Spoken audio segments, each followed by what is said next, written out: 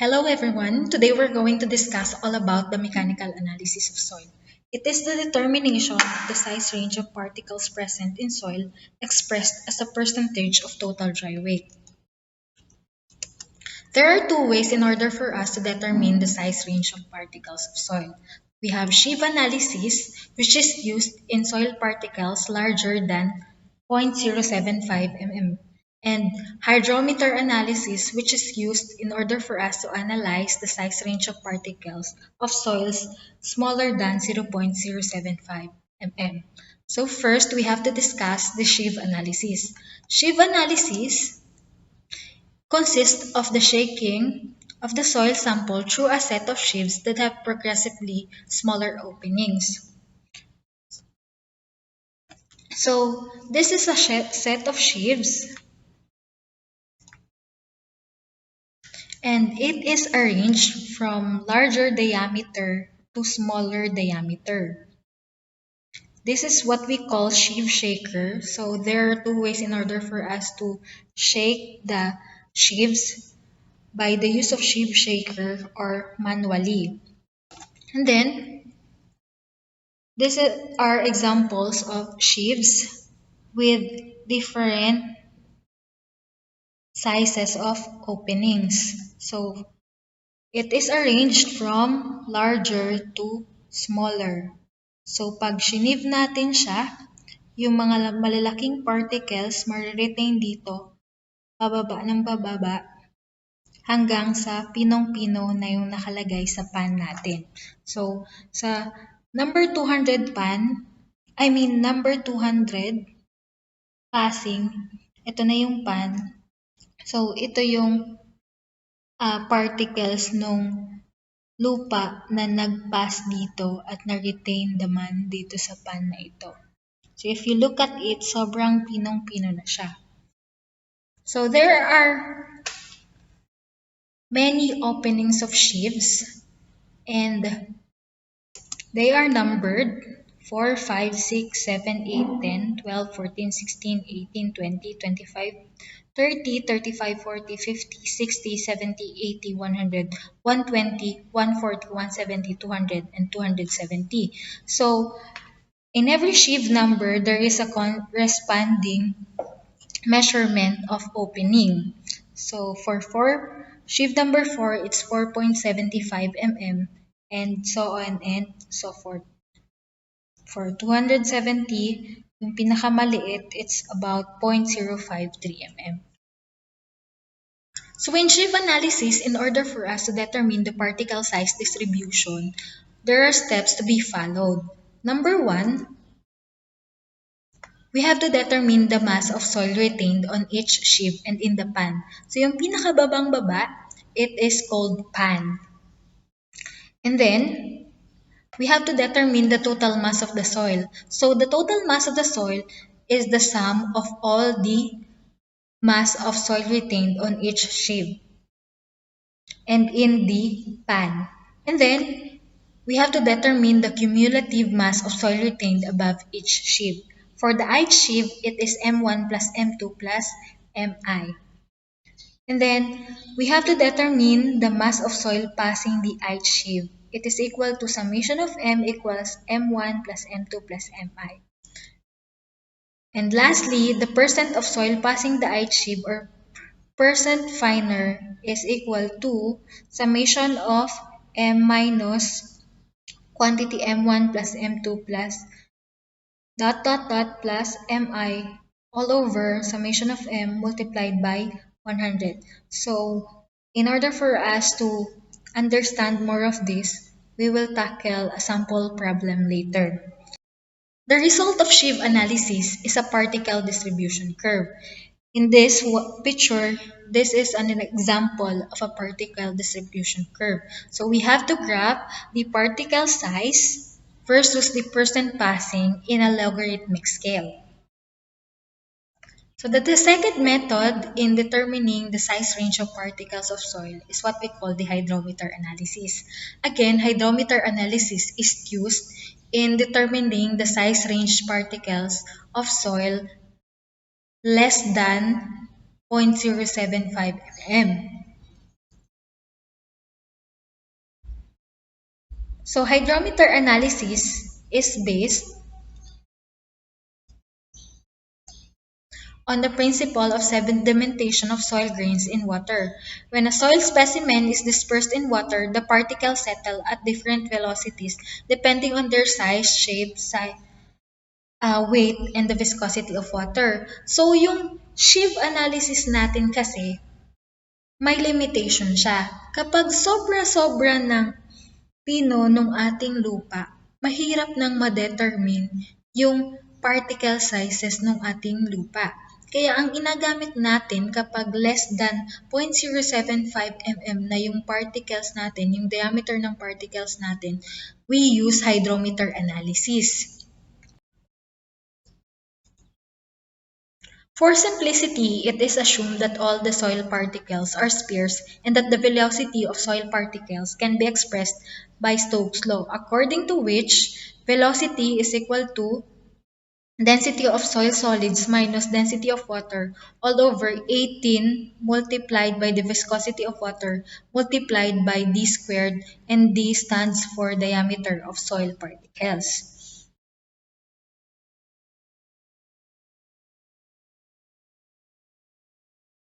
And by derivation, we can get the diameter of the soil particles with this formula. K is equal, D in mm is equal to K multiplied by square root of L in cm all over T in minutes.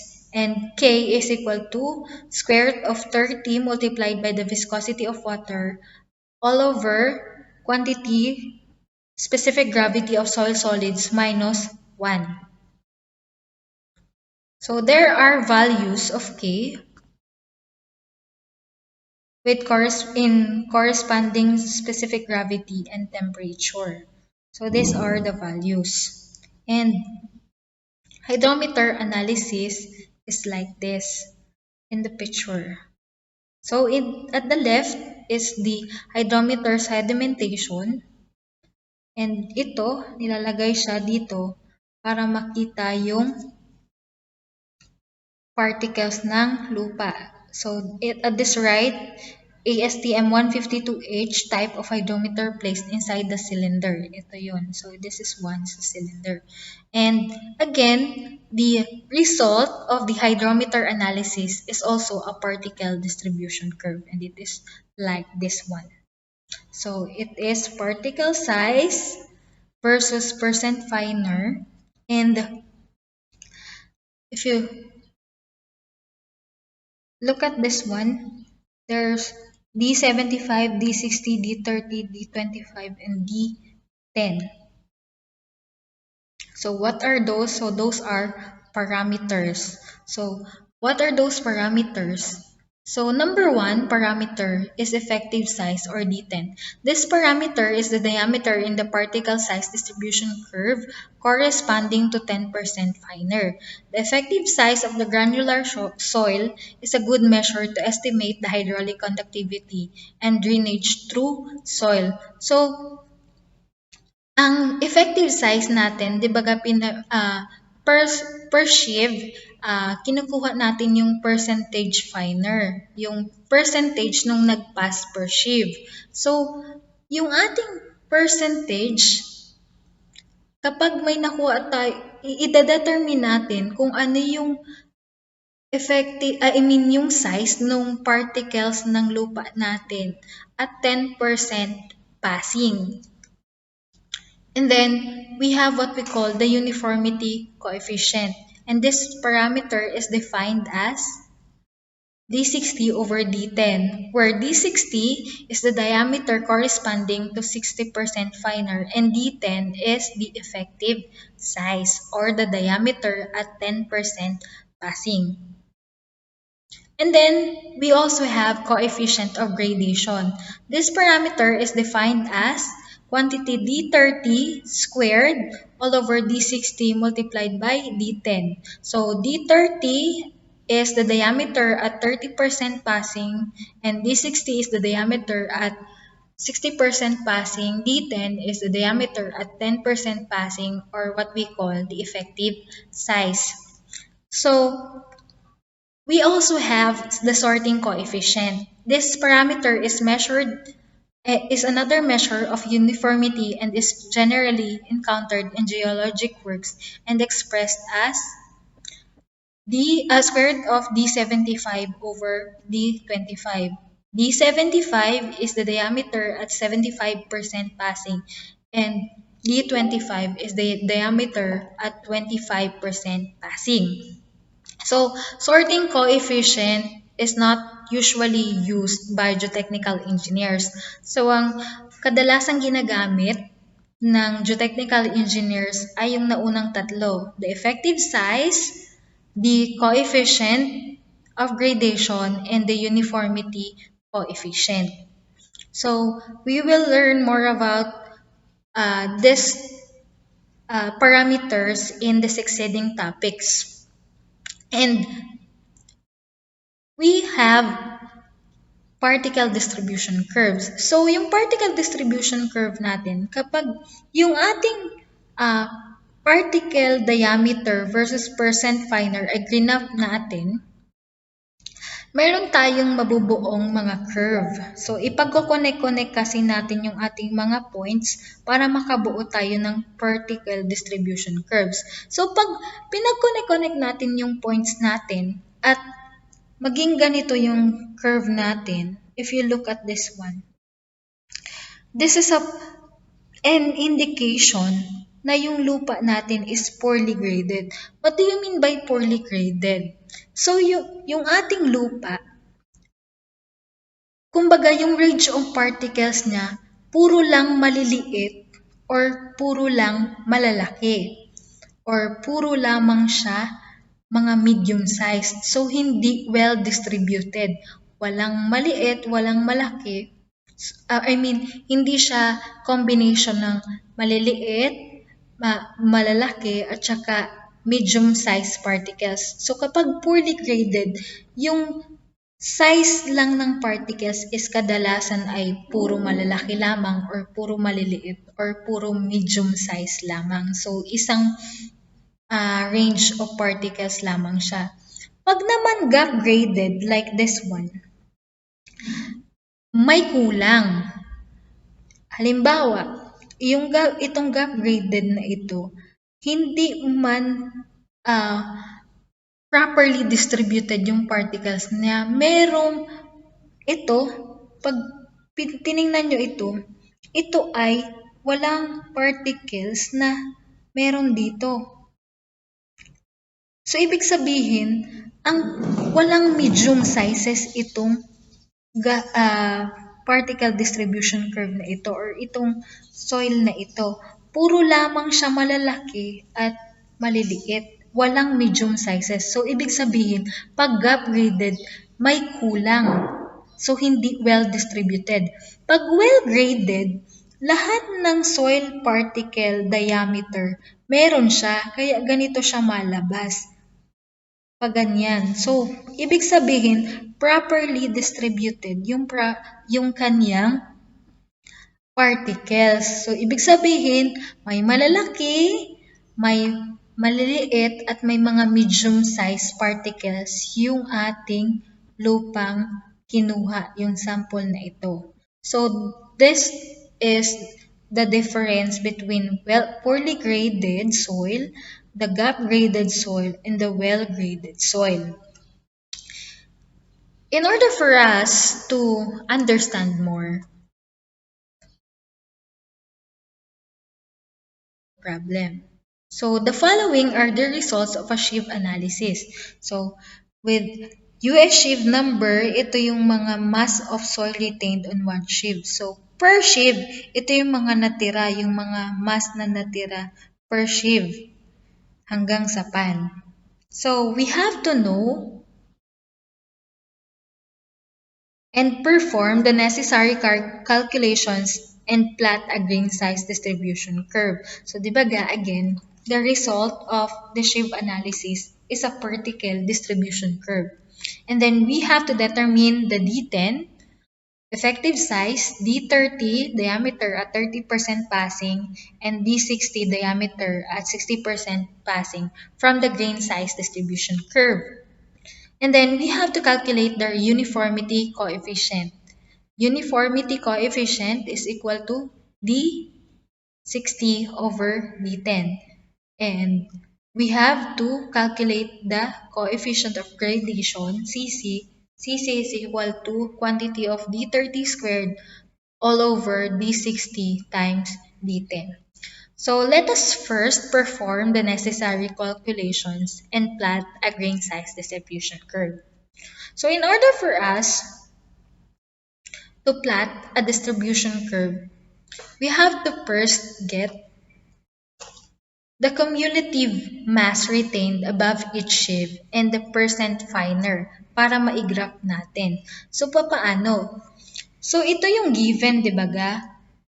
4.75 and then 0 yung mass retained, 2, 21.6, 0.850, 49.5, 0.425, 102.6, 0.250, 89.1, 0.150, 95.6, and 0.075, 60.4.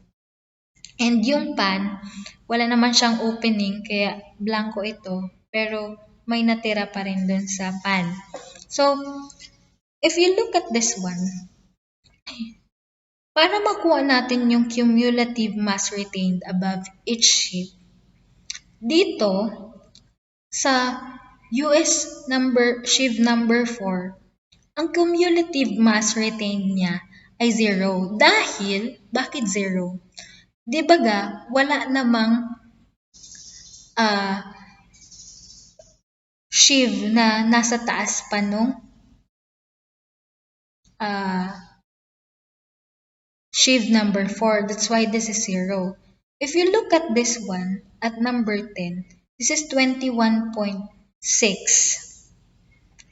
Bakit siya 21.6? Ang natira lamang is 21.6 sa number 10. That's why it's 21.6. Pagdating sa number 20, this is 49.5. Ang agawin natin, we have to add 21.6 plus 49.5 in order for us to get 71.1. Bakit ganun yung nangyari? Dahil ang sabi, cumulative mass retained above each sheave. So yung total ng lahat ng soil or ng mass ng soil na nitira mula dun sa taas hanggang ma-reach natin yung sheave na inatukoy. And then 71.1 plus 102.6 is equal to 173.7. 173.7 plus 89.1 is equal to 262.8. 262.8 plus 95.6 is equal to 358.4. And 358.4 plus 60.4 is equal to 418.8. And then, i-add pa natin yung nasa pan para ang summation ng lahat ng lupa natin is 450 grams. How are we going to determine the percent finer? So, ang sabi, percent finer is equal to the summation of M minus cumulative mass retained above each sheave all over summation of M multiplied by 100. So, in US sheave number 4, we have to get the percent finer. So, yung percent finer sa US sheave number 4 ay yung nag-pass na lupa dun sa sheave na yon.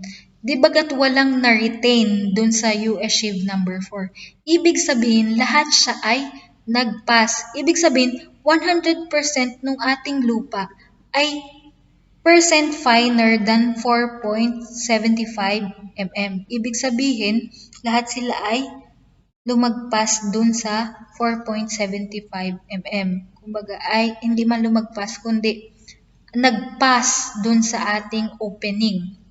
So, para makuha natin yung percent finer, the summation is equal to 450 minus 0 all over 450 multiplied by 100. That would give us 100%. And then, look at this one. This will just be equal to 450 minus 21.6 all over 450 times 100. This will give us 95.2. This one, summation of m is 450 again minus 71.1 all over 450. That would give us the value 84.2%. For this one, 450 minus 173.7 all over 450. That would give us 61.4%. In order for us to solve for this one, this will be 450 minus 262.8 all over 450. This will be 41.6. And then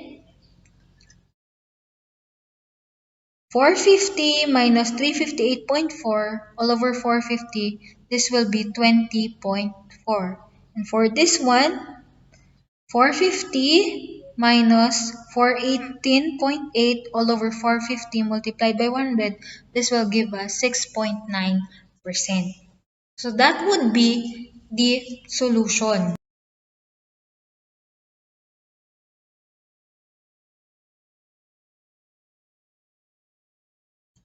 So in order for us to get the particle distribution curve, we have to get the opening and the percent finer that we have computed in the previous slide.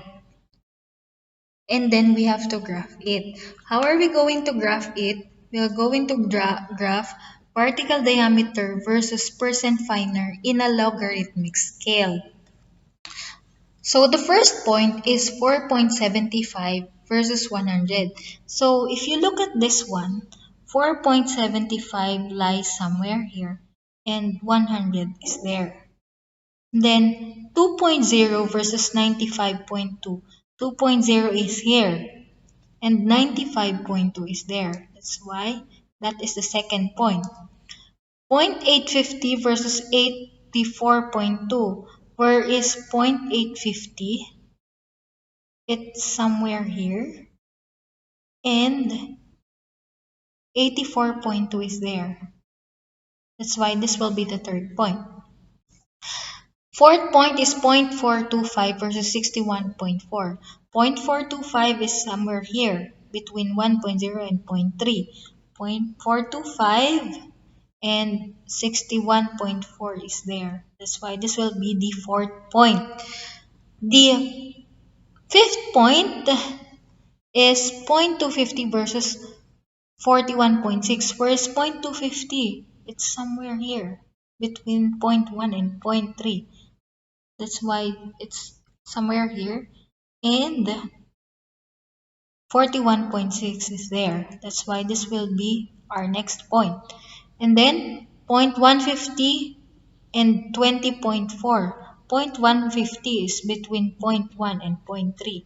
0.150 is there and 20.4. That's why this will be our sixth point. And lastly, 0.075 versus 6.9. 0.75 is here and 6.9 is there. This will be the last point. And this will be the particle distribution curve. If you're going to analyze the particle distribution curve, ano kaya siya? Is it a well-graded soil, a poorly graded one, or a gap-graded one? If you're going to analyze it, it is a well-graded soil. Okay, so next one, we have to determine what is the value of D60, D30, and D10. So, yung value ng D60, D30, at D10 natin, it is the diameter at 10% passing and 30% passing and 60% passing. So, where is 60% passing located? It's located here. And this will be the diameter at 60% passing. Yung diameter na katapat nung 60, this will be 60, the diameter at 60% passing. If you're going to analyze it, it's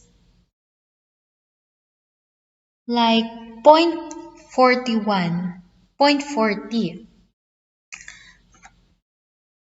And then D30 is here, and the diameter, the corresponding diameter, is the diameter at 30% passing. And if you're going to analyze it, it's about zero point 0.2. And then at this one, 10% passing is here, and the corresponding diameter is about 0.09 mm. So that's why if you are going to uh, estimate the diameter at 10% passing, you get 0.09 mm, D30 is 0.185 mm, and D60 is 0.41 mm. So this is just an estimation. Again, pwedeng like liquid limit na uh, ginagraph natin siya, uh, estimation lamang siya, kaya pwedeng at times or most of the time, hindi tayo magkakapareho ng exact value. So, dahil gumamit tayo ng table. And then, in order for us to get CU, is equal to 0.41 over 0.09 because CU is equal to D60 over D10, and we already uh, get the value of D60 and D10. So D60 is 0.41 and D10 is 0.09, and will give us CU equals 4.56. Again, for CU, hindi laging magkakapareho ng point yung ating sagot. So magkakalapit lang siya. And also for CC, dahil estimation lang yung ating D60, D10 at D30. Pero halos magkakalapit dapat siya, hindi sobrang layo. Hindi laging tama yung sagot mo. So, dapat ay malapit dun sa exact value. D30 is equal to 0.185 squared all over 0.41 times 0.09, and that is equal to 0.93. And therefore, that would be the solution for the sample problem. And this ends our discussion for today. And if you have any comments, suggestions, or questions, you can always contact me and I will answer your inquiries. Thank you and good day, everyone.